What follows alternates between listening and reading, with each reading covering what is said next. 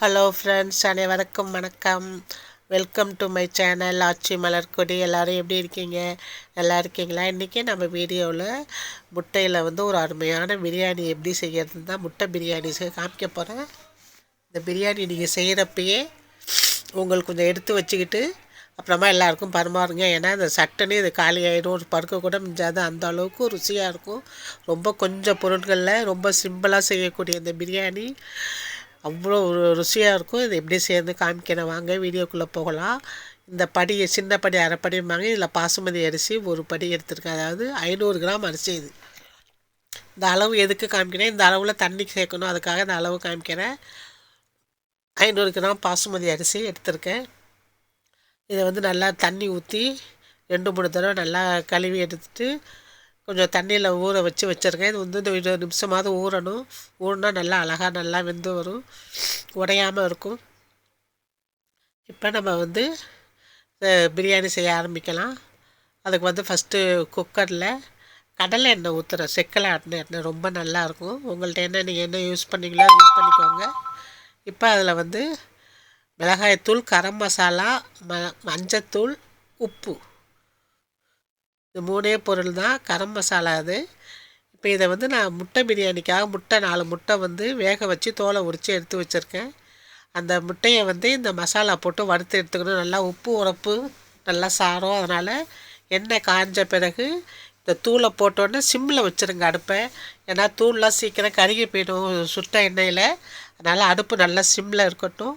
இந்த சமயத்தில் இந்த மசாலாவில் நான் உரித்து வச்சுருக்கிறேன் இந்த முட்டையை போட்டு கொஞ்சம் வறுத்து எடுத்துக்கலாம். இந்த வறுக்கிறப்ப இந்த எண்ணெயில் சூடு எண்ணெயில் நல்லா உப்பு வரப்பெல்லாம் முட்டையில் சேர்ந்துடும். சாப்பிட்றப்ப நல்லாயிருக்கும்.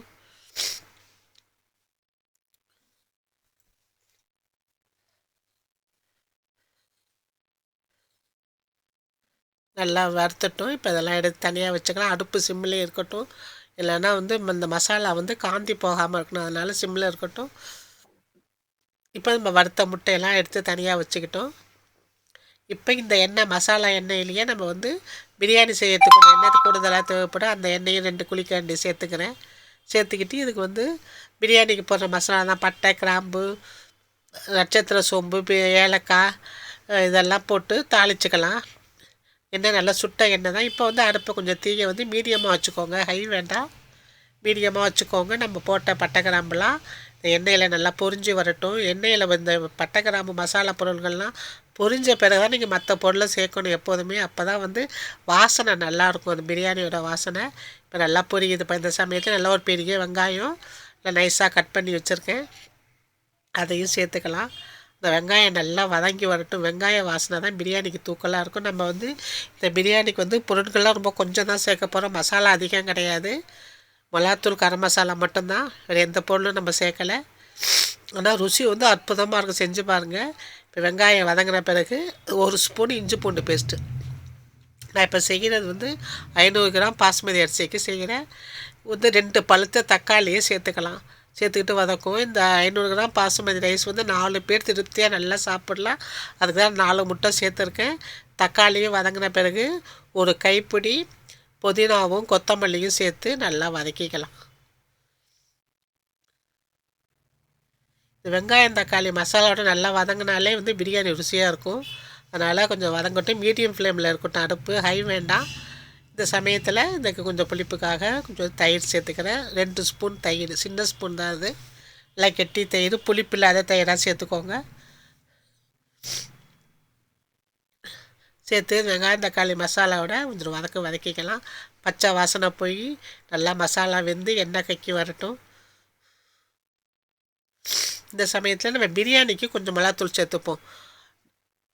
இந்த 500 கிராம் அரிசிக்கு சின்ன ஸ்பூனில் 1 ஸ்பூனு மிளகாத்தூளும் முன்னாடியே கொஞ்சம் உப்பு போட்டுருக்கோம் முட்டை வதக்கிறதுக்கு. இப்போ பார்த்து போட்டுக்கோங்க. அரிசிக்கு தகுந்த மாதிரி நீங்கள் எவ்வளோ உப்பு சாப்பிட்டீங்களோ தகுந்த மாதிரி உப்பு, மிளகாத்தூள் மட்டும்தான் சேர்த்துருக்கேன். வேறு எந்த மசாலா, பிரியாணி மசாலா எதுவுமே சேர்க்கலை. நம்ம ஃபஸ்ட்டு போட்ட 1/2 ஸ்பூனு கரம் மசாலா மட்டும்தான் இருக்குது. இப்போ நம்ம அந்த நம்ம போட்ட மிளகாத்தூளும் நல்லா இப்போ வெங்காயம் தக்காளியோடு நல்லா வதங்கிட்டு சமயத்தில் ஊற வச்ச பாசுமதி அரிசியை நம்ம சேர்த்துக்கலாம். கிட்டத்தட்ட 20 நிமிஷமாவது ஊறினா தான் நல்லா உடையாமல் நல்லா வரும் அரிசி. செஞ்ச பிறகு காமிக்கிறேன் பாருங்கள். இந்த பாசுமதி அரிசி அப்படி ஒரு சின்ன அரிசி அவ்வளோ பெரிய நீளமாக வெந்து வந்திருக்கும், உடையாமல் உதிரி உதிரியாக அழகாக இருக்கும். இதுக்கு நான் காமிச்ச அளவு பாத்திரம் வந்து சின்னப்படி அரைப்படி காமிச்சேன்.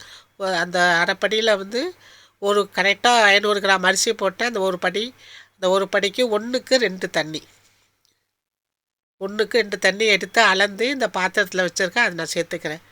தண்ணி அதிகமாக போனால் குழஞ்சி போயிடும், தண்ணி பத்தாமல் இருந்தால் அடி பிடிச்சிடும். கரெக்டான அளவில் போட்டிங்கன்னா தான் வந்து அடி பிடிக்காமல் குலையாமல் உதிரி உதிரியாக சாதம் வரும். 1க்கு 2 தண்ணி நீங்கள் எந்த அளவில் நீங்கள் போட்டுறீங்களோ பாத்திர அளவு, அதில் 1 பங்கு அரிசிக்கு 2 பங்கு தண்ணி ஊற்றுங்க.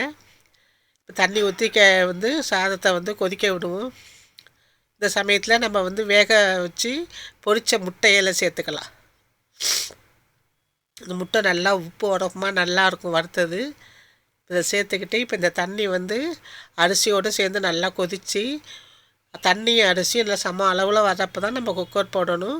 இந்த சமயத்தில் நீங்கள் உப்பு உரப்பெல்லாம் வாயில் வச்சு பார்த்துக்கோங்க. இந்த சமயத்தில் சேர்த்துருங்க. அதுக்கப்புறம் இறக்குன பிறகு உப்பு பத்திரம்லாம் உப்பு போட்டால் டேஸ்ட்டு சரியாக வராது. இப்போ வந்து நல்லா சாதமும் தண்ணியும் நல்லா கொதித்து இப்போ பாருங்கள் அரிசியும் தண்ணியும் ஒன்றா வந்துட்டு கரெக்டாக வந்திருக்கு பாருங்கள். தண்ணி வற்றி சாதம் திட்டத்துக்கு அரிசி வெந்திருக்கும். இந்த சமயத்தில் நம்ம மூடி போட்டுடலாம். மூடி போட்டுட்டு இதுக்கு வந்து வெயிட்டு போட்டு சரியாக 2 விசில் கொடுங்க போதும். இது வந்து பாசுமதி அரிசி. நம்ம இன்னொன்று வந்து நல்லா முக்கால் அரிசி வெந்தது, அதனால் வெயிட்டு போட்டு 2 விசில் கொடுத்துட்டு நம்ம வந்து அப்புறம் இறக்கி எப்படி வந்திருக்குன்னு பார்ப்போம். ரொம்ப ஈஸி தான். வெறும் வெங்காயம் தக்காளி மிளகாத்தூள் தான் போட்டு அவ்வளோ ருசியாக இருந்தது. நான் சாப்பிட்டுக்கிட்டே இருந்தேன். அதனால தான் உங்களுக்கும் இந்த சொல்கிறேன். இது என்னோடய ஸ்டைலில் செய்து ஓப்பன் பண்ணி காமிக்கிறேன் பாருங்கள். நம்ம கரெக்டாக 1க்கு 2 தண்ணி வச்சது அரிசி இப்போ நல்லா தெரியுது பாருங்கள், எவ்வளோ நீளமாக இருக்குது, அருமையாக வந்திருக்கு.